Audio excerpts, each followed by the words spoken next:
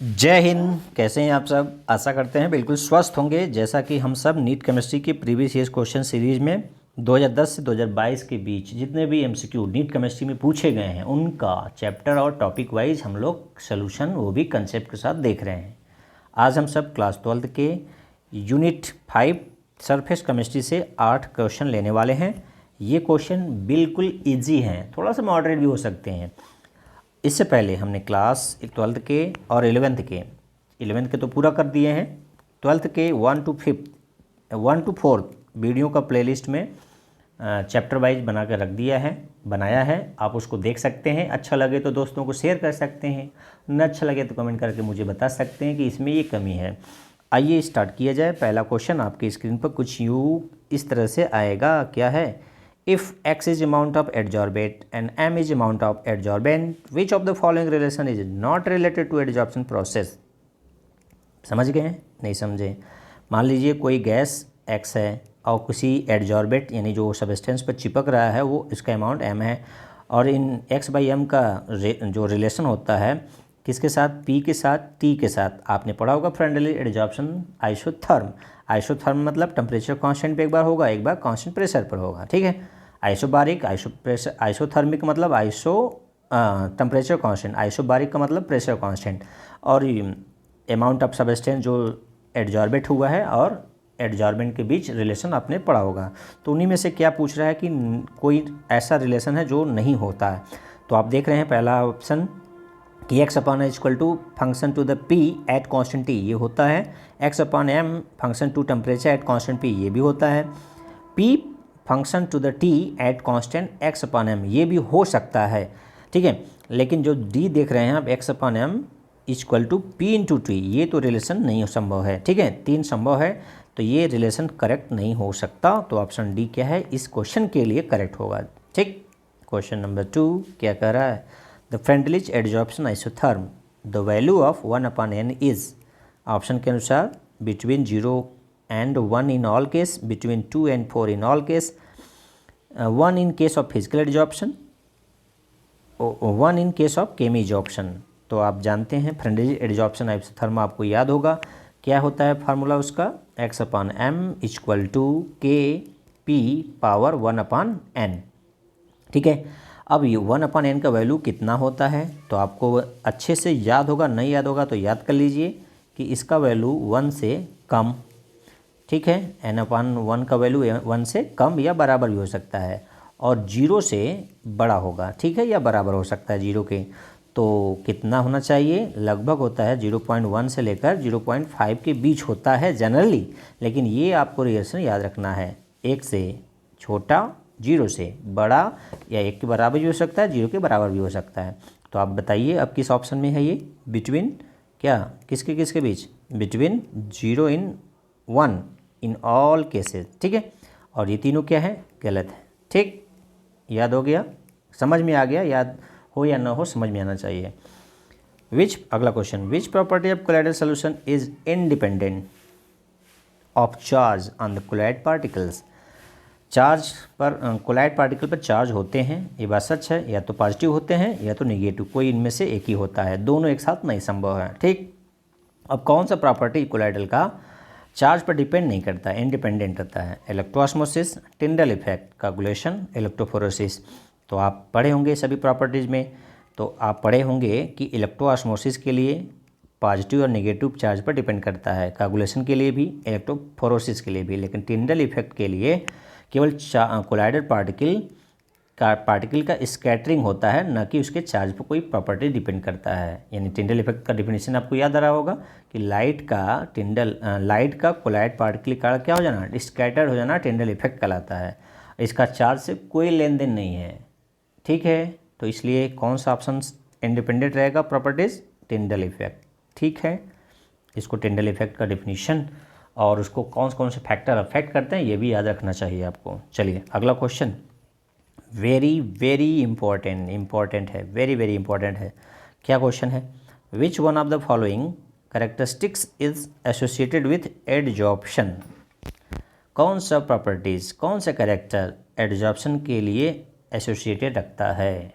क्या क्या ऑप्शन है? देखिए 3 चीज़ दिया है, Gibbs free energy change, enthalpy change, entropy change. तो 4 ऑप्शन में पढ़ लेते हैं। Delta G and delta H are negative but delta S positive, delta G and delta S negative but delta H is positive, delta G is negative but delta H and S is positive, delta G, delta H and delta S are negative. सभी के सभी क्या होते हैं? Negative होते हैं। क्यों होते हैं? देखिए, कोई प्रोसेस स्पॉन्टेनियस है कि नहीं है, डेल्टा जी बताता है। तो एडजॉर्प्शन क्या है? स्पॉन्टेनियस है। स्पॉन्टेनियस के लिए डेल्टा जी का वैल्यू क्या होता है? नेगेटिव होता है। क्या होता है? नेगेटिव। और वो एडजॉर्प्शन क्या है? एक्जोथर्मिक प्रोसेस है, यानी हीट रिलीज होता है जब एडजॉर्प्शन होता है। तो डेल्टा एच भी क्या होगा? नेगेटिव। और डेल्टा एस यानी एंट्रोपी घटती है, इसलिए डेल्टा एस भी क्या होता है? नेगेटिव। तो सभी प्रॉपर्टीज़ क्या होते हैं? सभी के सभी फैक्टर क्या है? नेगेटिव में। इसलिए आपको तीनों का सिंबल क्या पता होना चाहिए? एडजॉर्प्शन होगा तो नेगेटिव। ठीक है, ओके। 5th क्वेश्चन इम्पॉर्टेंट ये भी है। क्या है question? The coagulation the coagulation values in millimoles per liter of the electrolyte used for the coagulation of arsenic sulfide are given below। क्या है? 3 coagulation होने के लिए 3 इलेक्ट्रोलाइट दिया है, तीनों के coagulation वैल्यू भी दिया है। अब उस वैल्यू से आपको क्या करना है? coagulation पावर का the correct order of their coagulation power पूछ रहा है, करेक्ट ऑर्डर पूछ रहा है। तो तीनों इलेक्ट्रोलाइट का वैल्यू से आप कैसे बता पाएंगे? तो आपको पता है, नहीं पता है तो पता कर लीजिए ना। कोगुलेशन वैल्यू और कोगुलेशन पावर एक दूसरे के विरोधी हैं। ये घटता है तो ये बढ़ता है, और ये बढ़ता है तो ये घटता है, यानी इन्वर्सली प्रोपोर्शनल है। कोगुलेशन वैल्यू जितना कम, कोगुलेशन पावर उतना ज़्यादा होगा। ठीक है, रिलेशन क्लियर है ना? ठीक है ना? तो देख लीजिए, सबसे कम किसका वैल्यू है? मैग्नीशियम सल्फेट का, तो उसका कोगुलेशन पावर सबसे अधिक किस ऑप्शन में है? देखिए, डी और सी दोनों में है, मान लीजिए, ठीक है। लेकिन उसके बाद किसका है उससे ज़्यादा? बेरियम क्लोराइड का। बेरियम क्लोराइड सेकंड में है तो सेकंड हो जाएगा। उसके बाद 52 है NaCl का। तो ये ऑप्शन सी क्या है? 100% करेक्ट ऑर्डर में है। ठीक है ना? चलिए, question number 6, which one of the following statement is not correct? Correct न हो ये छांटना है। The value of equilibrium constant is changed in the presence of catalyst in the reaction at equilibrium. तो पहला ही स्टेटमेंट क्या हो गया? रॉन्ग हो गया, क्योंकि कैटलिस्ट का इक्विलिब्रियम कांस्टेंट पर कोई चेंज नहीं होता। यही क्या है? सही ऑप्शन हो जाएगा कि नॉट करेक्ट है। फिर भी 3 पढ़ लेते हैं ऑप्शन और, तो आपको कंसेप्ट बढ़ जाएगा आपका। क्या है? Enzyme catalyse mainly biochemical reaction, सही है। Coenzyme increases the catalytic activity of enzyme, ये भी सही है। चौथा, catalyst does not initiate any reaction, ये भी सही है। यानी 3, 2 बी सी डी तीनों क्या है? करेक्ट हैं, जबकि पहला क्या है? इनकरेक्ट है। तो हमें इनकरेक्ट छांटना है, तो इनकरेक्ट क्या है? ए वाला। Okay, clear. चलिए अगला, the correct option representing A Freundlich adsorption isotherm is. Correct option चुनना है आपको। तो अभी मैं बताया कि 1/n का वैल्यू क्या होता है? 1 से छोटा या 1 के बराबर, और 0 से बड़ा या 0 के बराबर। तो किस ऑप्शन में दिया है? तो देख लेते हैं। p के पावर में इसका n का वैल्यू कितना? 0.3 है, 2.5 है, -0.5 है, -1 है। तो माइनस वाले तो कट गए, होंगे नहीं, और 1 से ज़्यादा वाले भी नहीं होंगे। तो बचा कौन? ए वाला क्या है? बिल्कुल करेक्ट ऑप्शन में है, क्योंकि इसका वैल्यू 0.1 से 0.5 के बीच भी है, और 1 से छोटा भी है, 0 से बड़ा भी है। तो 1/n वैल्यू फिट होता है x/m ए में। ठीक है, चलिए।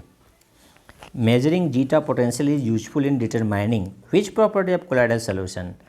जीटा पोटेंशियल जो होता है वो किसके डिटर्मिनेशन में यूजफुल होता है? किस तरह के प्रॉपर्टीज़ के लिए जीटा पोटेंशियल की ज़रूरत होती है, उसका यूजफुल होता है, यानी उसका प्रयोग होता है, कह सकते हैं। जीटा पोटेंशियल होता क्या है कि मान लीजिए कोई कोलाइड पार्टिकल है, तो उसके 2 लेयर होते हैं, एक जो प्राइमरी लेयर होता है और सेकेंडरी डिफ्यूज लेयर होता है या सेकेंडरी लेयर होता है। प्राइमरी लेयर और सेकेंडरी लेयर के बीच जो पोटेंशियल डिफरेंस होता है उसी को क्या बोलते हैं? जीटा पोटेंशियल बोलते हैं। ठीक है ना? कोलाइड पार्टिकल, ठीक है, होते हैं, उनके ऊपर चार्ज होता है, जिसको मान लीजिए प्लस है, तो इस पर नेगेटिव वाले चार्ज होते हैं, यदि ये माइनस होता तो पॉजिटिव हो जाता, यानी एक दूसरे के अपोजिट होते हैं। प्राइमरी लेयर जो होता है वो और सेकेंडरी लेयर एक दूसरे के क्या होते हैं, अपोजिट होते हैं। ये प्लस है तो ये माइनस होगा। तो इस तरह से प्राइमरी लेयर ही डिसाइड करता है कि वो कैसा कोलाइड चार्ज पार्टिकल है, ठीक है। तो हमें यहाँ जीटा पोटेंशियल का मतलब है, तो प्राइमरी लेयर और सेकेंडरी लेयर के बीच के जो पोटेंशियल डिफरेंस होता है उसे जीटा पोटेंशियल कहते हैं। ये हेल्प करता है कोलाइड के स्टेबिलिटी को, किसके स्टेबिलिटी को। तो इसमें ऑप्शन किस में दिया है, ऑप्शन नंबर सी में देखिए, stability of the colloid particles, केवल इसको डिटरमाइन करने के लिए यूजफुल है। और विस्कोसिटी, सॉल्युबिलिटी, ये सब क्या है, व्यर्थ में दिया है। लेकिन ऑप्शन तो आपको जानना पड़ेगा, ऑप्शन में से एक को चुनना पड़ेगा, सही को चुनना पड़ेगा, ठीक है। अगला क्वेश्चन, अगला शायद नहीं है, 2020 तक ही इसमें से आया था, 21 और 22 में मुझे तो नहीं दिखा। यदि आपको कोई क्वेश्चन इससे रिलेटेड है तो आप मुझे कमेंट करके बताएंगे कि इस 21 में या 22 में ये क्वेश्चन आए थे। तो वीडियो कैसा लगा, यदि अच्छा लगा तो अपने दोस्तों को शेयर करिएगा, नहीं अच्छा लगा तो मुझे कमी सहित बताइएगा। तो आज के लिए इतना ही। जय हिंद, जय भारत, आपका दिन मंगलमय हो। यदि आप सुबह देख रहे होंगे तब, चलिए जब भी देखिए दिन मंगलमय हो।